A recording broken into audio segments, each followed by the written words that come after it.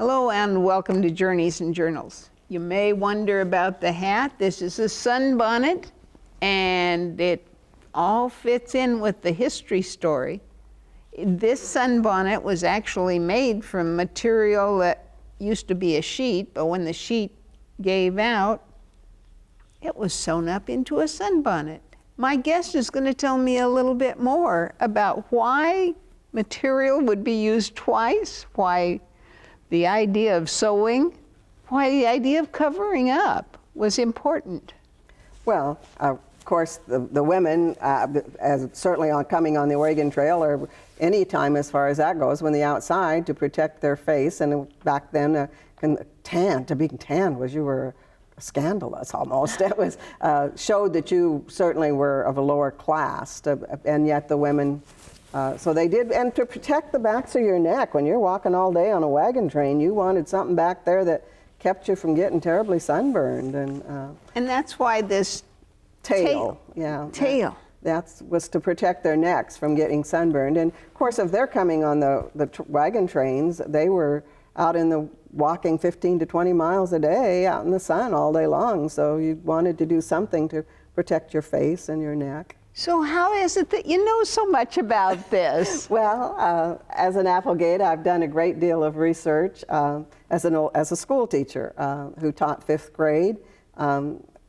Westward expansion is a part of that curriculum, and it fascinated me, so I did a fair amount of research on one. Okay, and you are an Applegate because? My great-great-grandfather is Jesse Applegate of the Applegate Trail fame in the Oregon Trail. And his child was? Robert.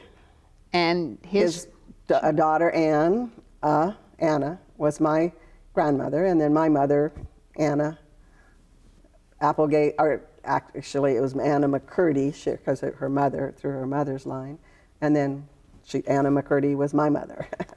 So the women of the Applegate bloodline, let's say it, are as tenacious about history. Now your cousin, is that right, has drawn these gorgeous pictures? Those are my niece. Your niece. My sister Denise's daughter. Cynthia was Kellenbach, now it's Cynthia Howard. Yes, she drew a lot of the artwork for my book. She's a fantastic artist. She is a fantastic artist. She was our guest here on Journeys and Journals some time back and told about doing school. She works in the school as a volunteer? She does. She has, in the past, has done some volunteer teaching art. Obviously, she's very capable of that. In recent years, she's become very involved with the Girl Scouts. Does a great deal of work with them and a lot of art. Virtually all of the art projects they do in Southern Oregon, she has, in one way or another, has created. Now, this is Jesse Applegate, who's Correct. the father of Robert, and then Anna, and then Anna. And right behind Jesse is the picture of? That's Cynthia Applegate, his wife. From that picture, she looks like she's maybe a fairly ample sized lady, but she was evidently a very small woman, where Jesse was tall for his age, for his time period. He was probably 6'2" to 6'3". She was probably about 5 foot. Oh my goodness. His comment when he first met her, as the first thing he noticed, was her tiny, delicate hands that were very industrious and very capable. And he, from the very beginning, knew he wanted a wife who was hard worker and capable. Now, is that all in the book? It is in the book. Because we just got this and started reading, and there's pictures of the two of them. Yeah, there is. Where's this book available? It is available here locally at Oregon Books or at Josephine County Historical Society, and also up at the Douglas County Historical Museum. And online. Online. I just love the idea that history is now online. You can download it from Kindle as a Kindle book. I don't know much about that. One of the little pictures in the book that Cynthia drew for me is Jesse and Cynthia, whom she's named for. And you can see the difference in height there in her drawing. but that was when they first met. They met at a log rolling bee.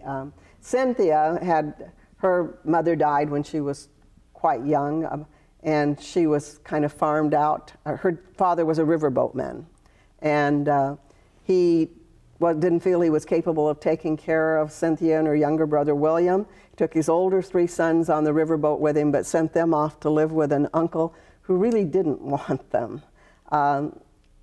He evidently had slaves, and she kind of worked down in the slave quarters. She said later it served her well because she learned to cook and sew and all about herbs and things of that nature that would serve her well on the Oregon Trail and later as she came to Oregon.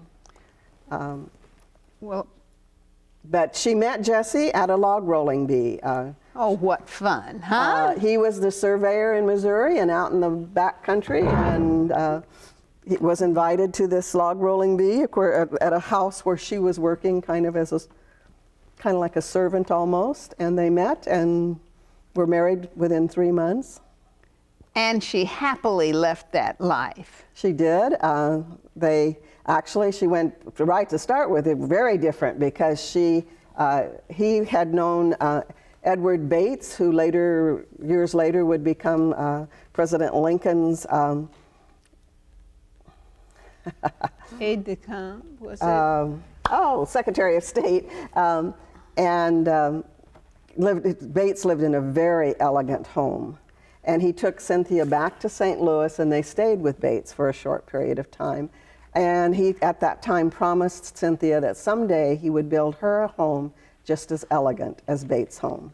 And it was many years later, but in Oregon, in Yoncalla, he did build her a very elegant home. It was considered the most elegant in Oregon at the time. The book chronicles a very sad story of how it was lost from the Applegate family years later. So this is not the Applegate family that I attended the Applegate reunion. That's the same family, but it's his brother Charles' house that's there in Yoncalla now. Jesse's house was across the valley, was really considerably more elegant than Charles' home. I thought that house was nice. It is nice, and it was pretty typical for the time period. But Jesse's was a far more elegant home. He later, for our first Secretary of State, Samuel E. May, when Oregon became a state, because we had no credit rating, they couldn't borrow money, so they had to have people sign be bondsmen for them. And Jesse Applegate signed as a bondsman, and May, they later discovered, he served 2 terms, and he embezzled money, both a little bit in the first term, quite a bit in the second term. Now let's say who the he is. Who's the he? Samuel E. May. Okay, he's not the Applegate. No. So thank goodness. But Jesse was the bondsman for May. Okay. And May, a trial was held, and May ultimately was not found guilty, but they came after the bondsman. There were originally 4 bondsmen, but for different reasons, in the end, Jesse was held totally responsible for the first embezzlement. This is shortly after the Civil War. There's been, again, a real, nobody has any money. Right. And so the state of Oregon ends up taking he had 1,080 acres, and they end up taking his land and his home to pay for the debt. That the crook took, but Jesse paid the price. Now, women went in that covered wagon. They did. And what did they bring in the covered wagon? Not a whole lot, because typically they were about 4 feet wide and 8, 9, 10 feet long. And you have to have enough food and et cetera in there to last you up to half a year. So they didn't get to bring very much. And a lot of what they did bring, they ended up having to put out along the road. And Cynthia, when she came, already had 6 children. 6 children Later, before she's done having children, she'll have 13 of them, and she raised 8 of her grandchildren. So, oh my goodness. Well, I brought the kettle along and the lace curtain, but I'm sure that Cynthia had some of the nicer things. I think she probably did. I'm not, because when they lost their home, they lost virtually everything in it. We, as descendants, we really don't have much of what they had. And so I really don't know beyond this crock, which she did bring. Jesse was very fond of peach pie, and so when they came on the wagon train in 1843, his birthday is July the 5th, and she knew they would be on the trail, and she packed peaches in that and brought it along and baked him a pie for his birthday on the trail. And oh, wow. then that came down through family history. It actually set out in a chicken house for a few years at my Uncle Kelly's, but it's yours. It's mine now, and it sits in my kitchen. Well, now the wagon had space for little but supplies. People didn't ride in the wagon. No, if you were sick, maybe a woman right after she gave birth to a baby, and there were certainly many babies born on the trail. In terms of the Applegate ladies themselves, Charles's wife, she gave birth to a baby 8 days after they arrived in Oregon, and Cynthia gave birth to a son about 2 months later, I believe it was. This is the lady who, oh my, so she's walking pregnant. Mm-hmm. Walking for 6 months pregnant. Mm-hmm. Oh. And you know, Charles's wife that gave birth to the baby 8 days after they arrived, most people did not even realize she was pregnant. That's good muscles, huh? Well, she wore these kind of billowy dresses and a big apron, probably. And this is a big apron. Yeah, they did all tend to wear an apron because they were trying to keep their dress as clean as possible because they knew they were going to be wearing it. And they may have had 2 or 3 aprons that they changed, but they all did tend to wear an apron. Guess you can wash an apron. Easier than you could in the whole dress. What about, speaking of that, how did ladies retain their modesty? Well, it wasn't easy, I don't think. In terms of going to the bathroom, the women would gather in a circle and spread their skirts out and give them a little bit of privacy so that they could take care of those kind of issues. In terms of having babies, in the book I chronicle as they're coming west in 1843, Dr. Marcus Whitman was with them part of the way, and he tended to take the wagon that was where the woman was about to give birth, and he would pull it out of the train and stop. At first that was considered really dangerous, that perhaps the Indians would attack or something, but it didn't happen. So that was his way of dealing with it. He'd pull the wagon out, and she'd have the baby, and then they'd come and join up again. Well, now this scarf, shawl, thank you, was used partly for babies. Yes, it was. They did have a way, and I'm not exactly sure how they would tie it and carry it, much as the modern day slings that you see with some women. Well, the story about women and how they survived, of course, is very important to me. So can you give me some more stories about cooking and that sort of thing? Well, very quickly on the trail, certainly they discovered that the wind made it hard to keep a fire going. And of course, they didn't have matches in the sense that we do. So they had a few, but they discovered they needed to dig a trench in the ground and put their kettles down under the level of the ground surrounding it. And they discovered very quickly that a trench about 10 inches wide, 10 inches deep, and 24 inches long made about the right, but then they would set their stoneware down into that, and or not their stoneware, their pots and things down into that on the fire, and the wind wouldn't blow it out. And they basically cooked breakfast and an evening meal, and you ate something cold for lunch for the most part. They didn't cook a lunch. They did stop, of course, most of the time for what was called nooning on the trail. And of course, once they got to Oregon, you had what you brought in that wagon, and it wasn't much by the time you got here. So they lived camping, basically, for quite a while. In terms of clothing and things, once they got here, there weren't anything in the way of, you couldn't go to the store and buy fabric and things, for a while anyway. So they turned the canvas covers into coats and whatever they could to shed rain, and mainly. The canvas covers did a pretty decent job of keeping you dry. So they turned it into coats. And the men did tend to go into leather, like the Indians more, but the women never did want to do that because for the most part, they smelled when they got wet. Oh, I know that story. They really do. Leather things. Women did, at first, of course, stoves weren't even out here. No, they weren't. So everything was trench.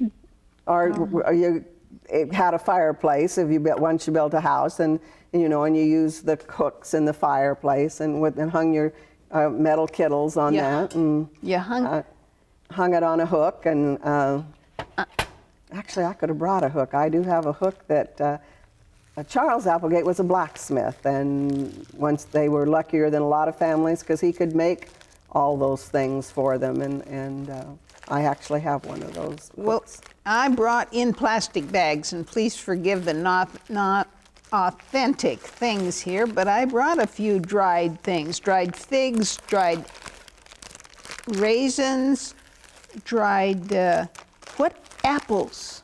Well, they certainly, now the Applegates, once they arrived down in Yoncalla, Jesse had a very large orchard, fairly quickly planted apple trees, pears, and peaches, was known for his apple trees and apple cider, and they certainly did dry a lot of apples and peaches and pears. Now, in terms of grapes, again, Jesse probably, certainly in Douglas County, and I believe maybe in the whole state, had the first vineyard. After he lost this home place, he did build a little cabin up on the Yoncalla Mountain, and his nephew, who was down in California, brought up 1,200 grapevines, and he planted the first vineyard. It actually didn't succeed very well. They had a terrible infestation of bugs and, and he never did get a crop off of it before he was an old man and had to leave the place. Well, I was guessing that in a little silver box, they brought some treasures, and I was thinking they'd bring matches. They probably did have some matches, but I don't think that was they had to learn to deal other ways. The matches they had were precious. You didn't want to strike a bunch of them and waste them. And seeds. Yes, again, and the Applegate certainly, Jesse was known for, he actually, once he was here, the United States government sent him experimental seeds, and he did a lot of experimental work with seeds.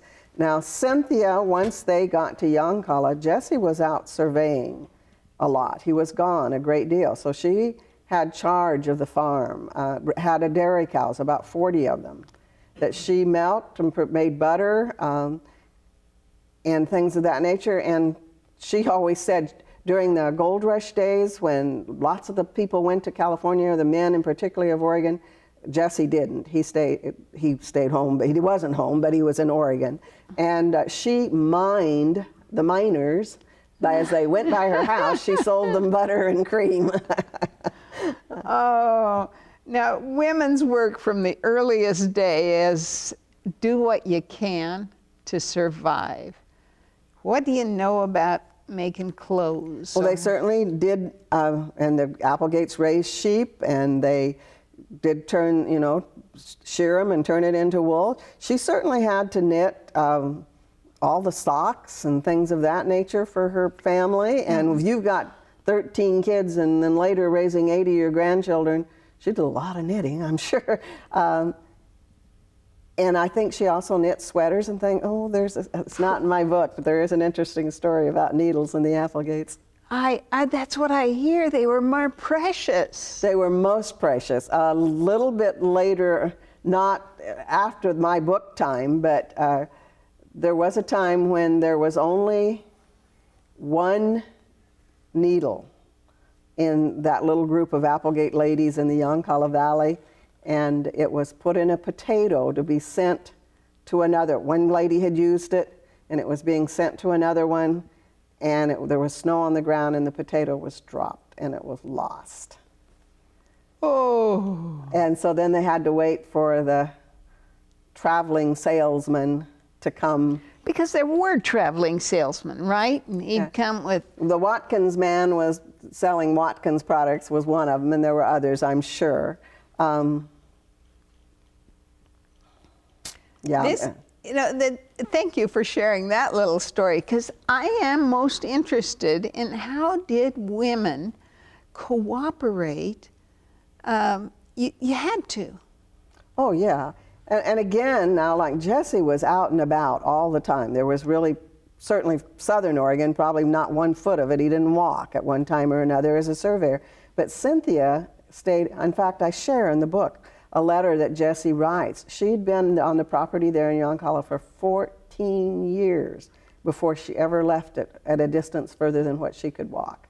She would walk across the valley to visit Charles and his wife, Melinda, or maybe a little further to visit Lindsay and his wife, but that's as far from home as she went for 14 years. So you might, in your silver watertight box, you might have those few matches, a few seeds, and a needle.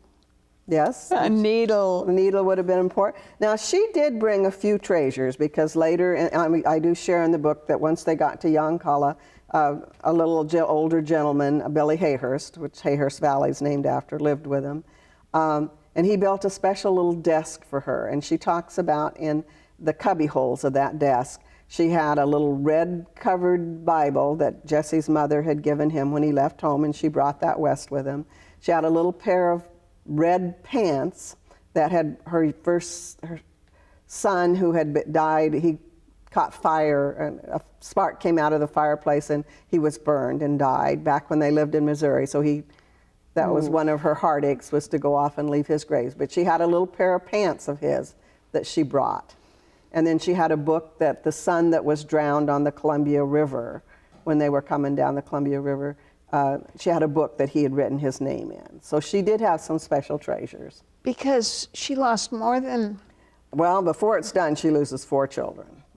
And on the river? She lost 1 child on the river. She lost the little boy back when they were in Missouri, and then some years later, the 8 grandchildren she raises is because her Roselle, her oldest daughter, dies at the age of 29 from TB and leaves 8 children behind. And Cynthia raises them. And then her daughter Gertrude, just a couple of years later, dies also. And life was tough. So she lost her beautiful home. Now, we've jumped into the valley that would be close to Eugene, or between Eugene and Roseburg? Yoncalla is about halfway between Roseburg and Eugene. And I was lucky enough to go to the Applegate reunion there last year, where the Applegate, who lived there? That was Charles. That was Jesse's older brother, Charles, lives in the Applegate house.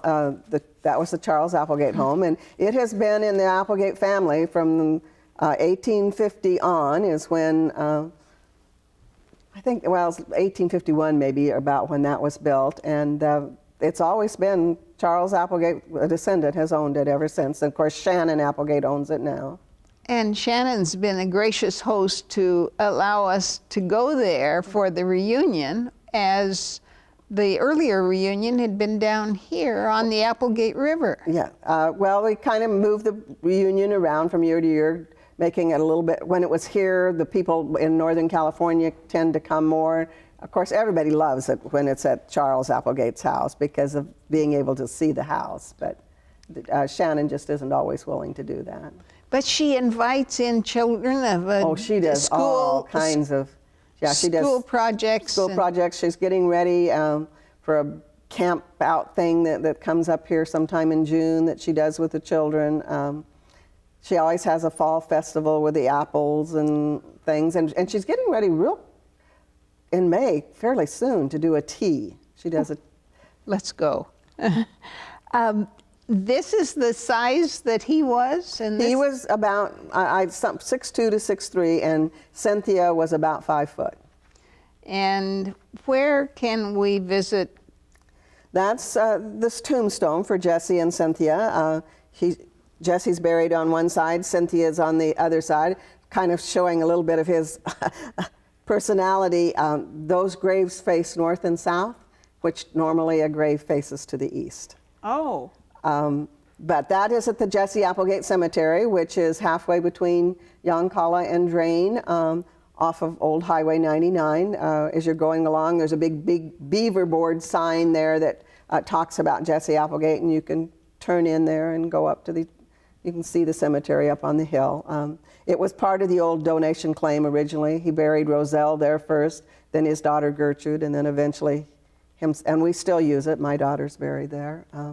So it's still a family cemetery. Yeah, you and I have that in common too, that we've lost daughters, and it brings us closer to the story of the Applegates who've buried so many of their babies. It does help you to understand that when you've walked that road yourself.